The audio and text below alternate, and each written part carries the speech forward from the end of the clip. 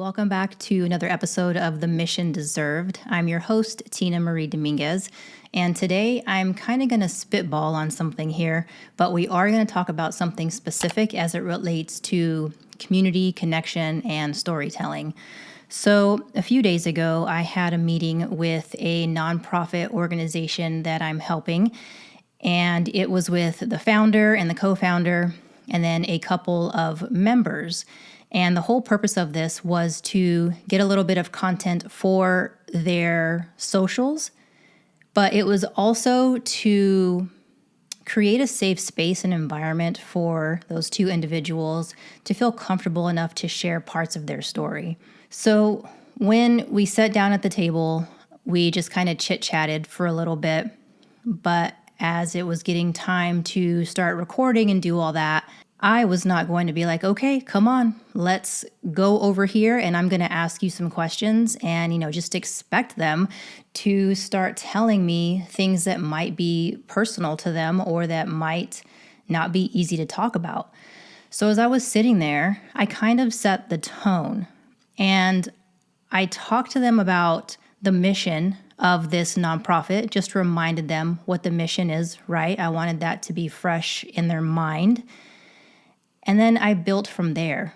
I was like, this is the mission of this nonprofit organization. And I wanted to thank you guys for being here, for volunteering your time and your willingness to be able to share some of your story with us. And then I went into how the founder, he created such an amazing community. And he's going to be the first to tell you that he didn't create anything. He's actually said it before. He's like, I didn't do this. The members did this. And while I do feel like that is true, that the members did come together and start to connect on their own, we were all drawn to him, right?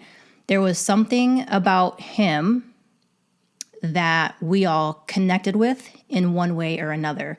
Now, what's interesting about this community is that we all come from all walks of life. We're all very different, but we do have some commonalities. And that is something that I think people don't necessarily think about when they are posting on social media or when they are sharing things like that.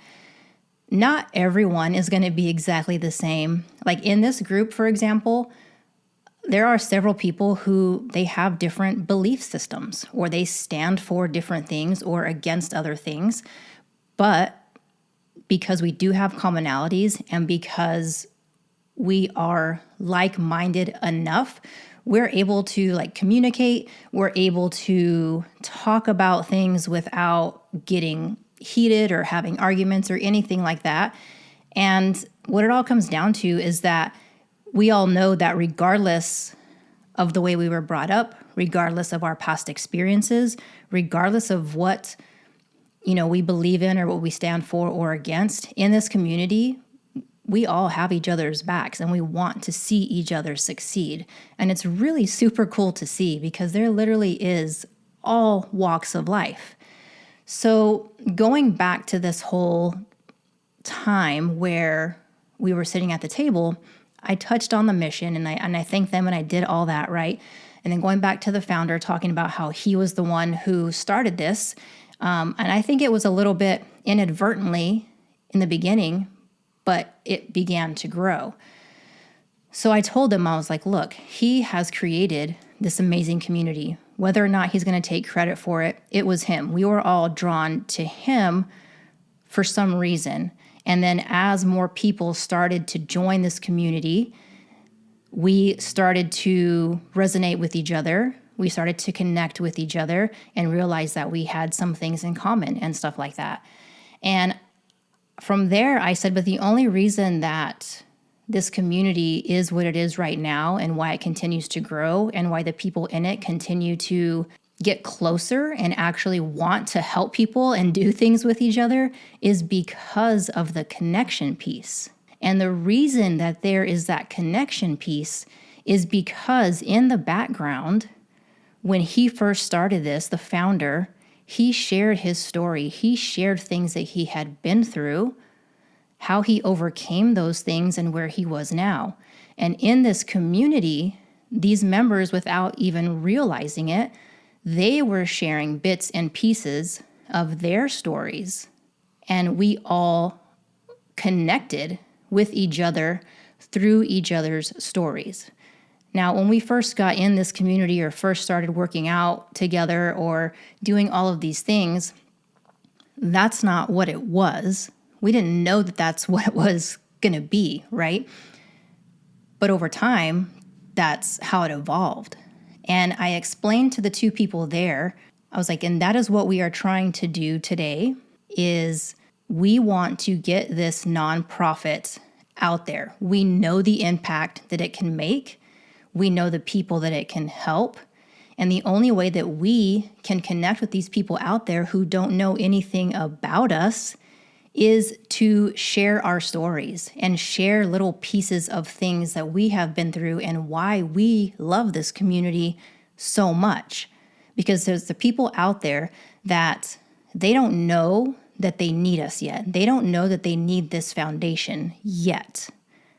And if we can get our stories out there and talk about certain things and how this community of people that the founder has built, this whole thing that he has done, how it's impacted our lives, we're going to be able to resonate with those people out there who are looking for that, but maybe they don't realize it yet.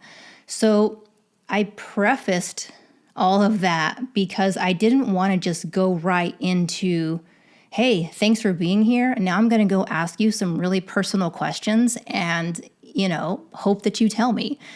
So I even went as far to say that I get it, because the first time I shared parts of my story and my entire story, this was back in 2017 or 18. I think it was 2018 is when I really got everything out there and I just put it all out on video, on YouTube. I let them know, like, hey, I know it's not easy, and I would never ask you to share or do something that I haven't done myself. And then I also told them that I didn't expect them to share every single thing or their most personal, deepest things that they have been through. If they wanted to get out of their comfort zone and share a little bit more personal stuff, that's great. But if they didn't, if they weren't ready for that, that was fine too. All we're trying to do is get pieces of ourselves out there, the things that we've been through, how we overcame them, what we're doing now, why this community and this group of people has impacted us, why we stick around, why we support it, all of those things. From there, they were like, yeah, that's awesome. They felt more at ease. And we went off to the side and I asked them a few simple questions, open-ended questions, and just let them tell me whatever they wanted to tell me.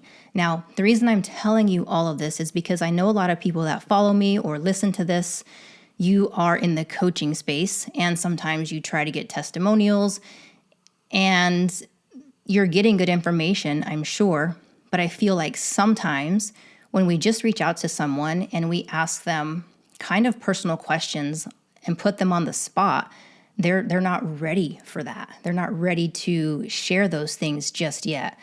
So that's why I kind of built up to how them sharing anything that they wanted to share was going to help this bigger mission that we have. And how I told them that I'm a firm believer, and I will believe this until the day I die, that one person can make the difference in the life of another. I 1,000% believe that because I've lived it. And they agreed with that. They were like, yeah, that makes sense. Because the whole point is there are people out there that are struggling. There are people out there that are suffering in silence. And there are people out there who feel utterly alone. And you just never know, by sharing part of what you're going through, how you are helping somebody. When I first shared my story and all the personal things that I had been through, first and foremost, I let my parents know that I was going to share something because I didn't want them to be blindsided. That was a courtesy I did to them. But I was scared shitless. I was scared, like, what are people going to think? What are people who I was in the Marine Corps with? What are they going to think? And it took some time for me to fully understand and come to terms with that it didn't matter what anybody thought. Because if what I said, what I was sharing, if it helped one person, that's what really mattered. And it took some time for me to get the courage to do it, to be honest. And the crazy thing is, I began to get messages, DMs in Instagram, on Facebook, through YouTube. And people would tell me these exact things that, thank you for sharing that. I felt like I was all alone in this and I don't know what to do. Or thank you for sharing that because I've been through something similar and I just don't know who to talk to about it. So I see it as being a voice and sharing those things for people who don't have theirs yet. Maybe they're still going through the struggle. Maybe they're still going through this thing and they can't talk about it yet, or they don't know where to turn or what to do to start to get out of this situation, right? There's so much power in sharing the things that we've been through, and not just the hard things, but the good things as well. There's so much power in that. And that's why I'm such a huge proponent of storytelling and showing these things, whether it's verbally, written form, on photo, or on video. Being able to tell a story, convey some type of emotion, make that connection with someone, share those things that you think are silly, but somebody else says, hey, I do that too, or I like that thing too. And now there's this commonality, and you start to actually connect as if you were in person and make friends and build these relationships and actually build a real connection and a real community with your people. And I think, I was actually on a call this morning and a friend of mine said it best.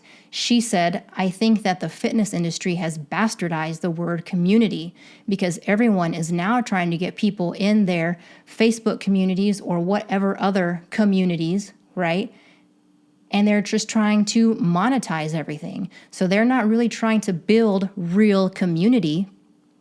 They're calling it that, but it's for the sole purpose of monetizing it or selling these people something. And that's not real community. That is not what I'm talking about. So that was just a little bit of a sidebar. So I am talking about real community, real connection, really giving a shit about people. And that is why the people that I work with, there are 3 people that I give more of my free time to and unpaid services to than anybody else. And it's because I believe, first of all, in who they are, but I believe in their mission, I believe in what they stand for, and their values. And the commonality that all 3 of these people have is that they actually give a shit about people. They're not just blowing smoke up people's asses. They're not just trying to make money. Are they making money? Yes. However, it's not a lot of money. They could be charging so much more money for the things that they provide, but they are doing this with the person in mind to actually help people. And I've been in this industry for a really long time, but even before that, I was in the Marine Corps for most of my adult life. And as I started to get out and transition, and the job that I worked in, it was very, very, very evident that it was all a numbers game when it came to people, because I worked in the transition and the retention space. So I saw all of this stuff. I worked with the higher headquarters. I saw the things that people got disapproved for, like they weren't allowed to re-enlist because of this reason, but somebody else over here was allowed to re-enlist and they were the biggest shitbird. And it was just all a numbers game. And there were a lot of leadership, not all, but a lot, who were just so focused on their career that they forgot that these young Marines, they had real problems too, that they had a life, that they had families, that they had things going on. But the leadership seemed to forget about that. And they were like, well, sucks for you. We have a mission that we have to get done. Like, this is what we have to do. And I get it. I've said it before. I understand the needs of the Marine Corps, mission accomplishment. I'm not saying all of that. But at the end of the day, people matter, okay? And this is going off into a completely different rant. But my point is, the people that I have no freaking problem showing up for, giving them my time, my expertise, doing these things for free for, like it's not even a second thought. They ask and I'm like, I'm in. And it's because I believe in their mission. I believe in them. They give a shit about people. And that's what it's all about. In this industry right now, not just health and fitness, but in this whole social media world, there is so much fakeness and there is so much of people trying to befriend other people, but really it's just because they want something in return or they want to sell you something. And I'm so over it. I've been over it for the longest time. And this is kind of why my content has shifted a little bit. So I just wanted to share this with you because if you are out there and you're creating content, that is great. Obviously, I love creating. I'm a creator. If you are feeling like people aren't connecting with you, that's where I want you to kind of pause and think about that. Why aren't you able to connect with your audience? Or why isn't your audience able to connect with you? Chances are it's because you're not showing up in these vulnerable ways that allow them to really see who you are. Like not just seeing the highlight reels and the perfect things and not just seeing the surface level stuff. Now, I'm all for posting the graphics, the how-tos. I mean, I do it all the time. But there's layers to this. And I said this in a previous podcast and in a previous email. There are layers to this. Yes, you want to have all that stuff that's going to help them, but you still have to show up and you have to allow people to see who you really are so that they can connect with you. Give them an opportunity to know you. And then that is where that connection piece comes in.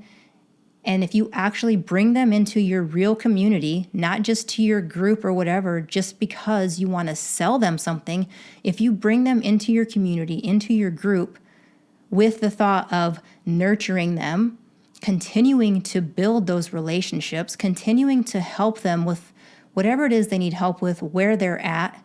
But you can certainly do so much to help people without having to charge or without being scammy about it and flipping the script on them, right? So I feel like with a lot of people that I've been working with lately, one of the tactics out there is to get people into your Facebook group because that is where you're going to be able to have more of their attention so that you can sell to them. And that is not a wrong tactic, okay? It's not wrong. I think my issue with it is the intention behind it. So instead of I need to get people in my group so that in a few weeks I can pitch them my offer,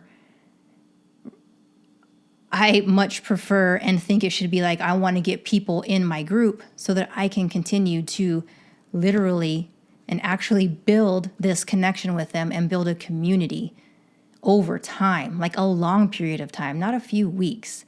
And then eventually, when it is time for you to pitch your offer or ask them to buy something from you, it's probably going to be a no-brainer. So I think it's the intention in which people are trying to get people into their quote-unquote communities that rubs me the wrong way, because that's not a real community if the only reason you want people there is to try and sell to them.